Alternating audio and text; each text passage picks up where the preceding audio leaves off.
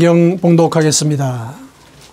신약성경 야고보서 3장 1절에서 2절까지입니다. 야고보서 3장 1절에서 2절까지 같이 봉독하겠습니다. 내 형제들아, 너희는 선생된 우리가 더 큰 심판을 받을 줄 알고 선생이 많이 되지 말라. 우리가 다 실수가 많으니 만일 말에 실수가 없는 자라면 곧 온전한 사람이라. 능히 온몸도 굴레를 씌우리라. 아멘. 5월달이 가정의 달이라고 많이 알려져 있죠. 그리고 또 가정의 달로 우리가 기념을 하고 있습니다. 그래서 어린이 주일 우리가 보냈고, 그 다음에 어버이 주일도 우리가 지난주에 보냈죠. 또 이번 주는 교회 절기상 구체적으로 정해진 그런 절기는 없는데, 또 사회적으로 스승의 날이 있고, 또 우리가 복음을 이렇게 배우고 익히며 실천해가는 그 과정 속에 이 가르침이라고 하는 그런 행위가 굉장히 중요한 의미를 갖지 않습니까?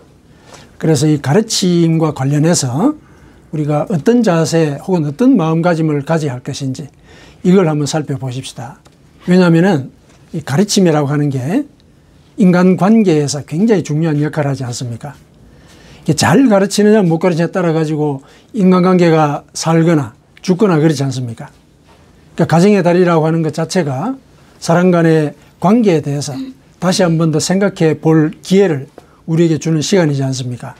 그렇다면은 우리 성도들끼리 그 관계에 있어서도 이 문제를 우리가 살펴볼 때 그때 제일 예를 들어서 그 분란이나 갈등을 일으킬 수 있는 그런 행위가 가르치는 행위란 말이죠.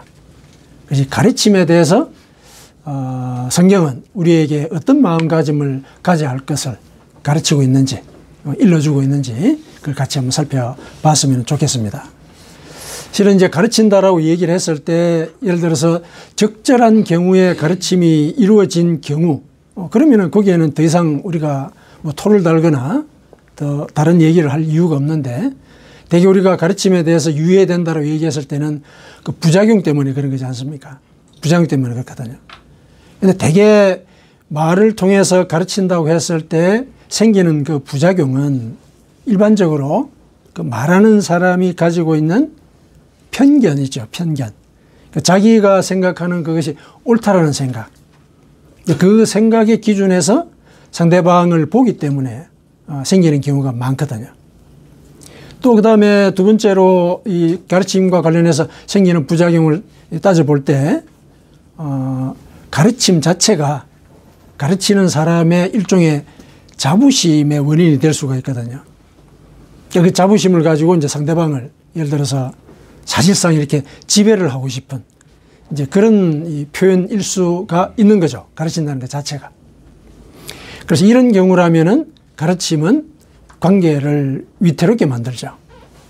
자기의 편견을 가지고 상대방의 상황을 재단을 해버리는 거나 아니면은 내 말대로 하란 말이지. 예를 들어서 이대로 해야 돼. 이런 식으로 해서 이제 그 사람의 어떤 상황 같은 것, 또 그 사람의 개인적인 어떤 판단, 그 주체적인 사고, 이런 것들을 제한하려고 하는 이런 시도들, 이런 것들이 이제 결국 문제를 일으키게 되는 것이거든요. 이런 부분들에 대해서 이제 성경은 오늘 본문을 통해서 우리를 하여금 돌아보게 만드는 그런 기회를 우리에게 줍니다. 자, 오늘 본문은 이제 야고보서에 이제 나온 말씀이지 않습니까? 이게 읽어보니까 내 형제들아, 너희는 선생된 우리가 더 큰 심판을 받을 줄 알고 선생이 많이 되지 말라. 이렇게 얘기를 합니다. 선생이 많이 되지 말라 이렇게 얘기한 걸 보니까 아마 많은 사람이 선생이 되려고 했던 것 같아요. 물론 이 본문에서 선생은 교사라는 직업을 가리키는 건 아닙니다. 그러니까 소위 이제 가르치려고 하는 사람들이 많았던 거예요. 그러니까 왜 그러냐면은 초대 교회이지 않습니까? 지금으로부터 한 2000년 전에 교회가 이제 막 생기기 시작하는 그 시점이거든요. 그때는 성령의 역사가 굉장히 활발했습니다. 그러니까 어떤 사람에게 성령이 임해서 초월적인 경험을 하게 되는 그런 일들이 많았단 말이죠. 그러니까 사도행전을 보면 그런 것들이 나오지 않습니까? 그리고 예수님께서 곧 재림하신다. 이런 얘기가 그 당시에는 일반적으로 사람들이 믿었었어요. 그러니까 이러한 두 가지 영적인 조건을 따져볼 때 사람들이 신앙에 굉장히 진심을 갖고 있었을 것 같아요. 왜냐하면 체험도 했죠. 그리고 이 체험을 지켜나갈 때 예수님이 곧 오시면은 거기에 대해서 나에게 보상을 하실 것이다. 이런 생각을 할 거란 말이죠. 근데 그런 생각이 바탕이 되니까 내가 그 뜻대로 살아가려고 하는 과정에 성도들이 보이는 거죠. 교인들이, 주변의 교인들이. 그러니까 내가 예를 들어서 초월적인 경험한 바에 따르면은 저렇게 살면 안 되는데 이런 생각할 수 있는 거죠. 그리고 예수님이 곧 오신다는데 왜 저렇게 살까? 이런 생각을 갖게 되는 거죠. 그러니까 이제 내가 예를 들어서 이렇게 사는 것이 옳다라는 그런 자기 나름의 주견을 갖게 되는 거죠. 그걸 가지고 사람들을 아마 이제 가르치는 그런 사례들이 꽤 있었던 것 같아요. 그러니까 이제 야고보 사도가 그런 상황을 전제를 하고 이런 얘기를 한 거거든요. 그러니까 선생이 많이 되지 말라. 많은 사람들이 가르치려고 하는 이런 일들이 벌어지고 있었다는 것이죠. 그래서 그것이 그 사람들에게 선한 영향을 끼쳤다면 이런 훈계를 하지 않았겠죠. 분란이 생긴 거예요. 갈등이 생기고. 아니 성령 체험을 했는데 왜 다른 사람에게 그 성령 체험에 대한 얘기를 일러주는 것이 분란을 일으키느냐. 분란을 일으킬 수가 있죠.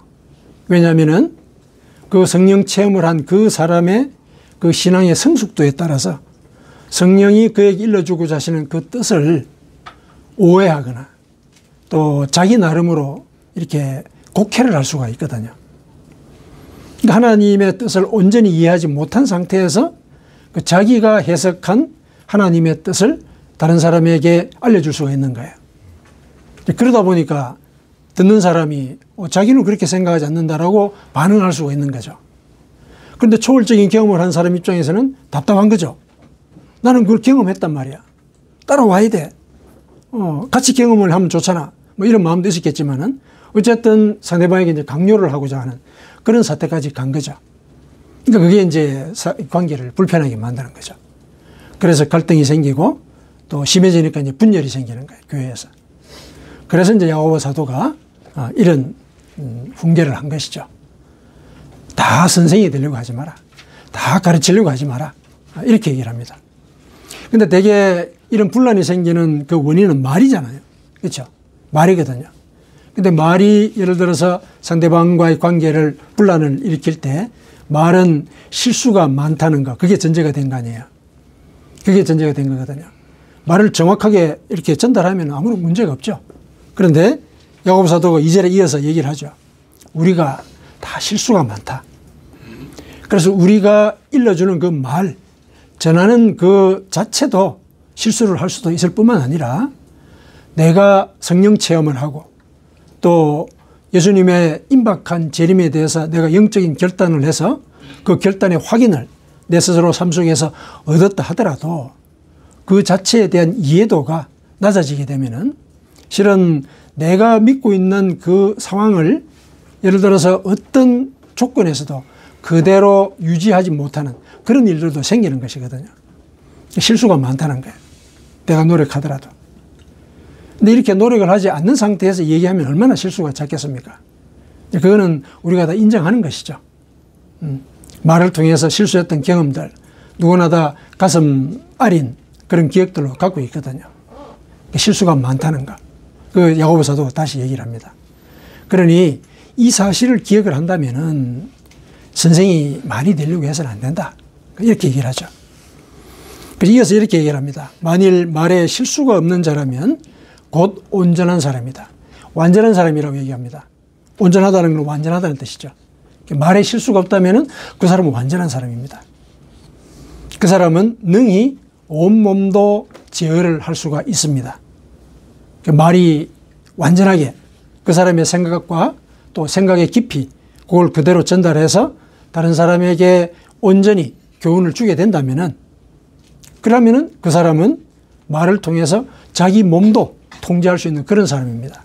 완전한 사람입니다. 이렇게 얘기를 합니다. 그런 사람이 없지 않습니까? 불가능하다는 얘기예요. 그래서 많이 선생이 되지 말라. 이렇게 얘기를 합니다. 성경에서도 그런 취지로 얘기를 많이 합니다. 실은 이제 말을 많이 하는 그 자체가 물론 생각의 어떤 경솔함 이런 것들도 드러내긴 하지만은 말이 많게 되면은 아무래도 경우에 합당하지 못한 그런 말들을 하게 되어 가지고 그 경우에 어긋나게 되는 그런 상태에서 이제 갈등을 초래하게 되고, 그거는 관계의 분열뿐만 아니라 일도 그렇지죠. 일도 망치는 경우들이 많지 않습니까? 말 때문에 그런 경우들이 생기는 것이죠. 그래서 잠언에서 주로 말을 가려서 해야 된다, 이런 얘기를 자주 언급을 하고 있거든요. 잠언 25장 11절에 보면은 경우에 합당한 말을 해야 된다 이렇게 얘기를 해요. 경우에 합당한 말. 그게 아루새긴 은쟁반 위에 있는 금사과다, 이런 얘기를 하죠. 잠언에서만 그런 얘기하고 있는 게 아니고 우리 인류 역사상 많은 성현들이 또 말을 조심해야 된다는 얘기는 하고 있죠. 말을 하고 있습니다. 중국 고전에 채근담이라는 게 있거든요. 거기서 이렇게 얘기를 해요. 중심을 찌르지 못하는 말은 하지 못하는 게 더 낫다. 중심을 찌르지 못하는 말. 그러니까 경우에 합당한 말이죠. 경우에 합당한 말. 그걸 하지 않으려면 하지 말라는 거야. 하지 마라. 이렇게 이제 얘기를 하고 있죠. 그러니까 말에 대해서는 성경뿐만 아니라 고래로부터 많은 사람들이 조심할 것을 우리에게 알려주고 있습니다.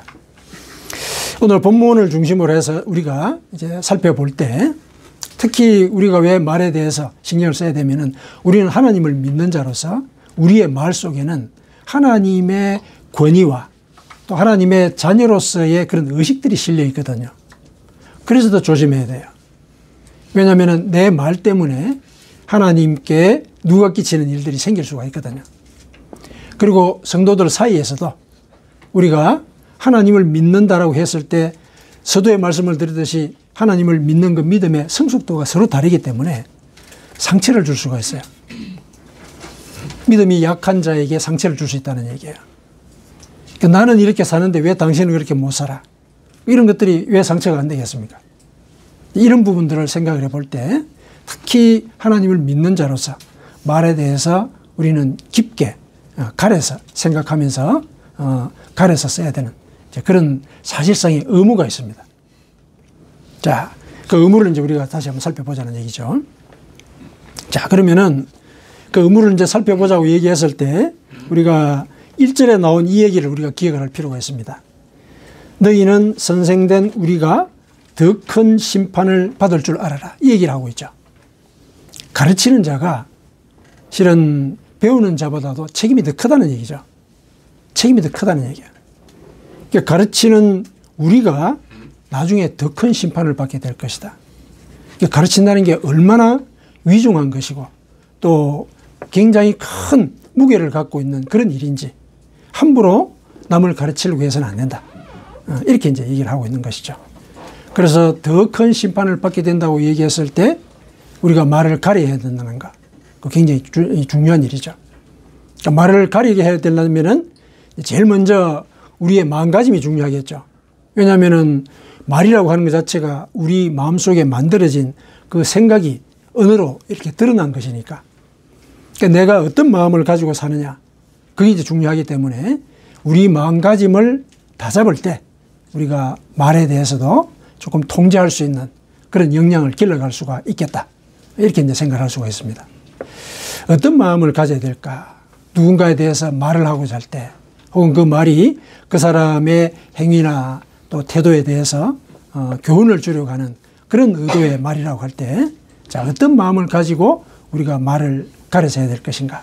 그러니까 첫 번째는 내가 하고자 하는 그 말이 편견이 아닌지 먼저 살펴봐야 되죠. 편견이 아닌지. 그러니까 편견이 아닌지를 살펴볼 수 있는 이유는 내가 가르치고자 하는 그 사람의 상황, 그 사람의 상황을 내 기준으로만 판단하지 말아야 되죠. 그 사람의 입장과 처지가 한번 되어보라는 얘기예요. 왜 저렇게 행동하고 저런 말을 했을까? 그러니까 내 판단으로는 그 사람이 잘못했죠. 근데 그 사람이 왜 저런 말을 할 수밖에 없었고 왜 저런 행동을 할 수밖에 없었을까? 먼저 그 입장에 한번 서보라는 얘기죠. 먼저. 그러면은 뜻밖의 그 사람의 말하지 못하는 사정이 그 사람의 말을 만들고 그 사람의 행위를 만들었다는 거, 그걸 알 수가 있게 되는 경우가 있거든요. 근데 그러지 않고 그냥 말을 해버리게 되면은 그 말 못할 그 사정, 그걸 우리가 무시한 것이고, 그렇게 되면은 그 사람에게 상처를 주는 것이거든요. 그거는 내 편견이에요. 저 사람이 잘못됐다라고 생각한 그 판단만으로 그 사람에게 가르치려고 한다는 것은 나의 편견이란 말이죠. 그래서 내가 누군가를 가르치려고 하고 또 뭔가 좋은 말을 일러주고 싶을 때 이 말과 그 사람의 상황, 그걸 먼저 한번 생각을 해봐야 돼요. 먼저 고민을 해봐야 되는 것이죠. 그래서 이 말이 입에서 먼저 나오기 전에 다시 한번 생각하는, 다시 한번 생각하는 가운데 내 말을 들어야 되는 그 사람의 입장과 처지가 한번 되어보는 거죠. 그게 중요하다는 것이죠. 그랬을 때 말을 가려할 수 있게 됩니다. 한 번쯤 다시 생각하고 얘기하는 거하고 그냥 생각나는 대로 입술에 올리는 거하고는 그 여파가 다르죠. 아무래도. 물론 이제 듣는 사람이 따라서 뭐 어떻게 해도 부정적으로 반응하는 경우는 어쩔 수가 없어요. 그죠? 하지만은 내 입장에서는 최선을 다해야죠. 내가 저 사람에게 내 생각대로 좌지우지하려고 하지 않았다는 것, 그건 내가 판단해가지고 내 스스로를 통제해야 되는 부분이거든요. 그러면 나는 저 사람을 가르치고자 할 때는 예를 들어서 저 사람이 어떤 상황이 있고 어떤 입장이 있고 또 어떤 배경에서 저런 삶을 살아와서 저렇게 얘기를 하게 되었는지 한번 좀 생각을 해보자는 거죠. 그랬을 때 우리가 말을 가려할 수 있게 된다. 이 부분은 이 공자도 얘기를 했어요. 공자도 논어에 보면 이제 좋은 말들이 많은데 특히 말에 대해서 얘기를 할 때 이런 얘기를 했어요. 네가 하고자 하는 그 말을 묵상해서 알아라. 먼저 이런 얘기를 해요. 묵상해서 그 내용을 먼저 알아라. 그리고 그것에 대해서 공부하는 것을 싫어하지 말아라. 이렇게 얘기를 해요. 그러니까 뭘 묵상하고 뭘 공부하라는 얘기입니까? 묵상하라는 얘기는 내가 하고자 하는 그 말이 과연 저 사람에게 옳은 것인지 생각을 한번 해보라는 얘기죠. 그리고 공부하라 그랬어요. 공부하는 것을 싫어하지 말아라 그랬는데 이 공부한다는 게 뭡니까? 내 말을 듣게 될 그 사람의 상황과 입장, 배경, 이거 연구하라는 얘기예요. 그 연구하라는 얘기입니다. 그랬을 때 그 사람이 스스로 깨닫게 된다. 이 얘기를 해요. 스스로 깨닫게 된다.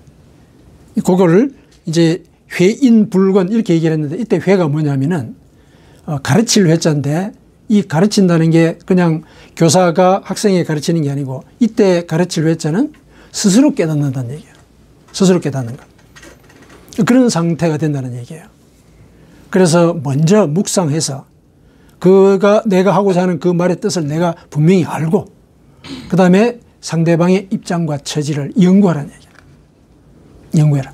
그래서 말을 건네게 되면은 그 사람은 스스로 깨닫게 된다. 근데 우리가 이런 기대를 갖고 있지만은 이 기대에 반한 반응을 보이게 되면 그거는 그 사람 책임이에요. 그렇죠. 그건 그 사람 책임이거든요. 그러니까 내가 예를 들어서 말에 대해서 책임을 진다고 얘기했을 때는 여기까지예요. 묵상해서 그 뜻을 알고 그리고 그 사람의 입장 한번 서보는 것. 그걸 했을 때 내가 실은 심판을 안 받는다는 얘기예요. 내가 책임을 다한 것이니까. 그 얘기입니다. 그 다음에 이제 두 번째는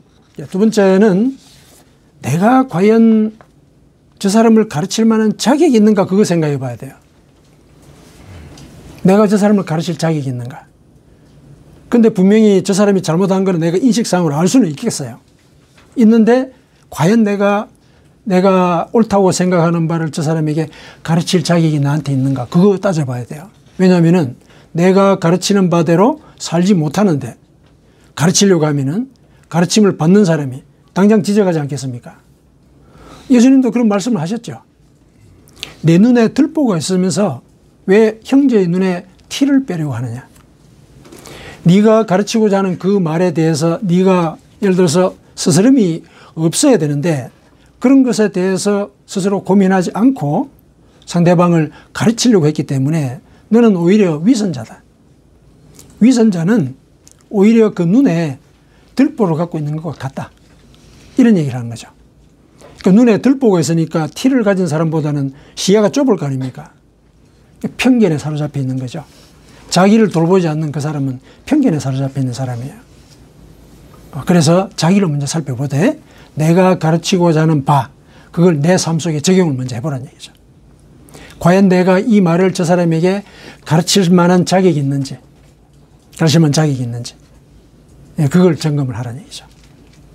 이것도 역시 자기 점검에 해당하는 문제예요. 내가 심판을 받지 않으려면 그 일을 해야 된다는 얘기예요. 가르치는 자로서, 선생으로서 심판을 많이 받는다 그랬는데 심판 받기를 원하는 사람이 어디 있습니까? 그럼 내가 책임을 다해야 되는 것이죠. 이게 두 번째 책임이에요. 나를 돌아보는 것. 나를 돌아보는 것. 그 다음에 세 번째, 성경은 가르치지 말고 가르치라 이렇게 얘기를 합니다. 그러니까 말로 가르치는 걸 우선하지 말라 이렇게 얘기를 합니다. 말로 가르친다고 모든 것들이 해결되는 건 아니다. 그러니까 성경에서는 행동으로 네가 뭔가를 옳다고 믿고 있다면 그 옳음을 실천해라. 실천함으로써 오히려 그것을 보고 있는 사람으로 하여금 돌이키게 할 것이다. 그 얘기를 하고 있습니다. 아주 비근한 예를 들면은 우리 이삭을 예를 들 수가 있어요. 이삭은 족장이죠. 그러니까 아브라함의 아들이죠. 족장입니다. 족장이고 거부였어요. 그러니까 거부였기 때문에 밑에 수하에 거느리는 사람도 많았고 재산도 엄청 많았어요. 그러니까 그가 살던 그 주변의 그 지역민들이 시기를 할 정도였어요. 막 텃세를 부리고 막 그럴 정도였거든요. 엄청난 부자였어요. 근데 이 사람들은 목축을 하지 않습니까? 목축을 하기 때문에 광야를 떠돌면서 늘 물 문제를 고민하지 않습니까? 항상 우물을 파야 돼요. 양떼를 먹이는 곳에 가서는 항상 우물을 파야 되거든요. 그러니까 이 사람은 돈도 많고 수하에 거느린 사람도 많으니까 우물 파기가 쉽겠죠. 물론 그 과정 자체는 어렵지 않습니까? 물론 이제 어렵죠. 여러 군데를 돌아다니고 찾아봐야 되고, 그러니까 그게 자금도 많이 들고 인력도 많이 드는 일이에요. 하지만은 지역민들에 비해서 볼 때는 상대적으로 수월하게 그 일을 한 거죠. 그래서 우물을 팠습니다.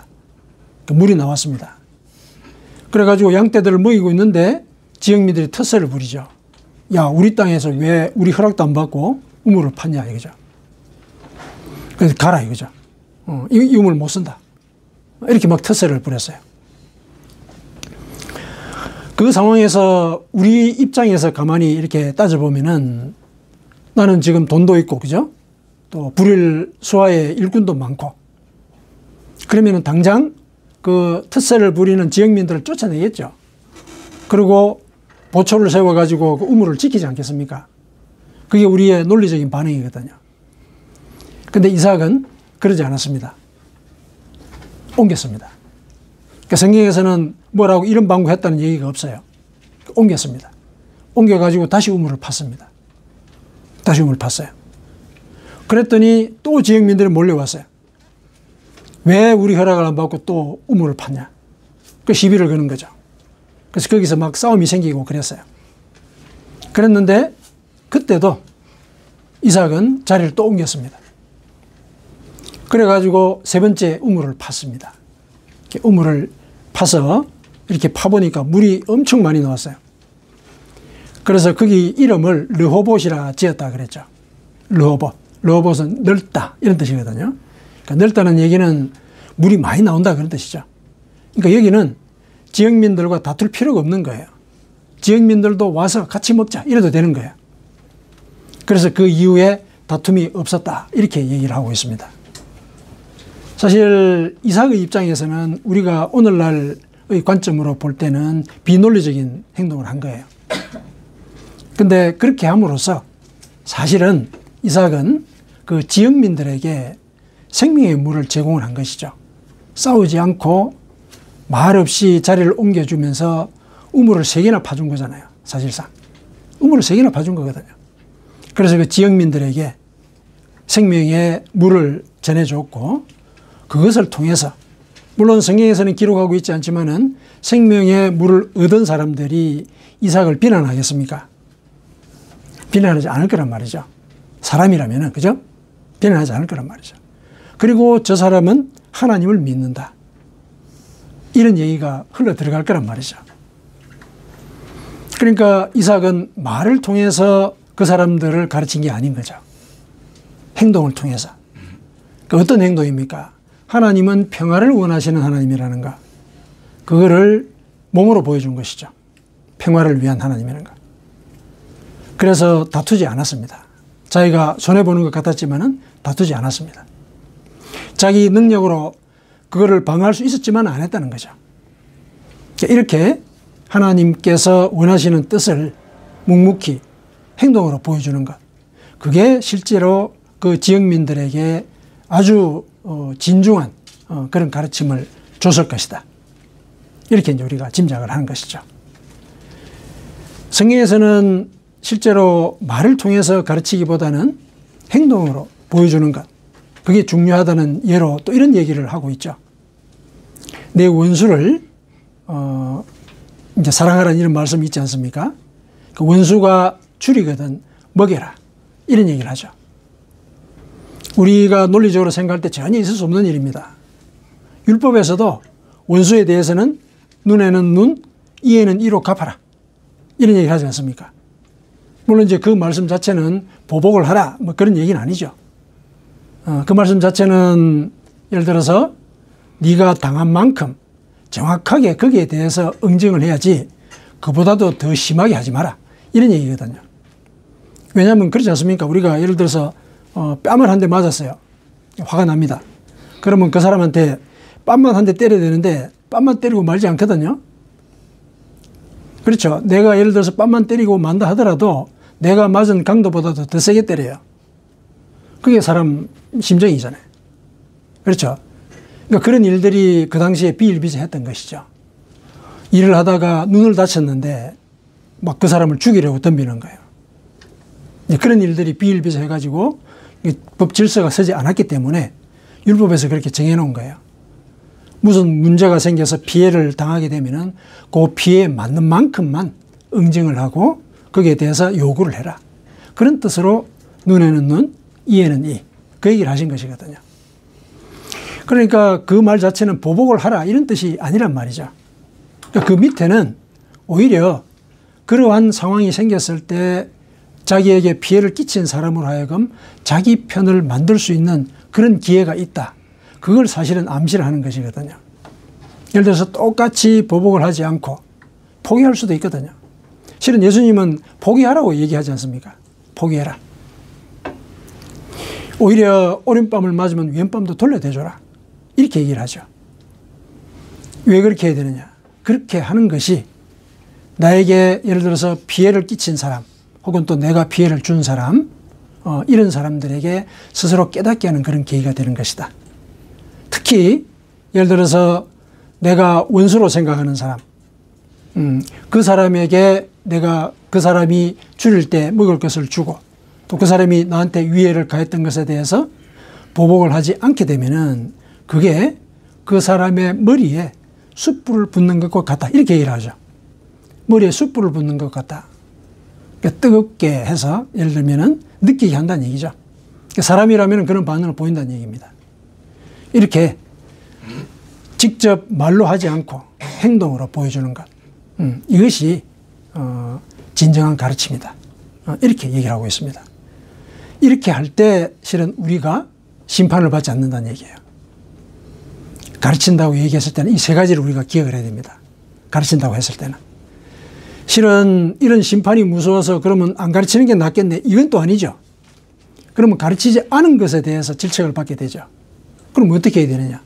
가르치되 이런 세 가지의 마음을 가지고서 그 가르침에 임하라는 얘기죠. 항상 내가 가르치고자 하는 그 내 스스로 옳다고 생각하는 그 의견이 혹시 나만의 것은 아닌 것인지 편견은 아닌 것인지 이거 따져봐야 됩니다. 그래서 그 상대방의 입장과 처지를 고려할 것. 여기 첫 번째 책임이고 그 다음에 두 번째는 뭡니까? 두 번째는 어떻게 해야 된다고 했습니까? 내가 과연 가르칠 자격이 있는가? 그거 따져봐야 되는 거죠. 그래서 내 눈에 들보가 없는지 살펴보라는 얘기죠. 그래서 가르치고자 하는 그 내용을 내 삶에 먼저 적용해라. 자기 점검을 해라. 자기 점검을 해라. 그러고 난 뒤에 가르치라는 얘기죠. 그 다음에 세 번째, 행동으로서 내가 가르치고자 하는 바대로 우리가 먼저 살아야 된다는 얘기죠. 먼저 살아야 된다. 그러면은 그 행동을 보고 그 사람이 스스로 깨닫게 하는 것. 그게 우리가 마지막으로 짊어져야 될 책임인 것이죠. 우리가 가르친다라고 얘기했을 때. 그랬을 때 우리가 선생이 되었을 때 우리는 심판을 받지 않게 된다. 이게 야고보서가 우리에게 일러주고 있는 말씀이죠. 그래서 우리가 주변에 실은 가르칠 만한 사람들이 많죠. 뭐 나이 어린 사람들도 있고 또 우리 같은 성도들 중에서도 또 일러주고 싶은 그런 말들을 가지고 있는 경우들이 꽤 있거든요. 꽤 있습니다. 그러나 말을 앞세우기 전에 이 세 가지 마음가짐을 우리가 기억을 하십시다. 그랬을 때 하나님께서 진실로 우리에게 너는 내 혀를 제어할 수 있는 그런 능력이 있는 자다. 이런 인정을 해 주십니다. 네가 온전한 자다. 이런 인정을 해 주시는 거죠. 아멘. 아멘.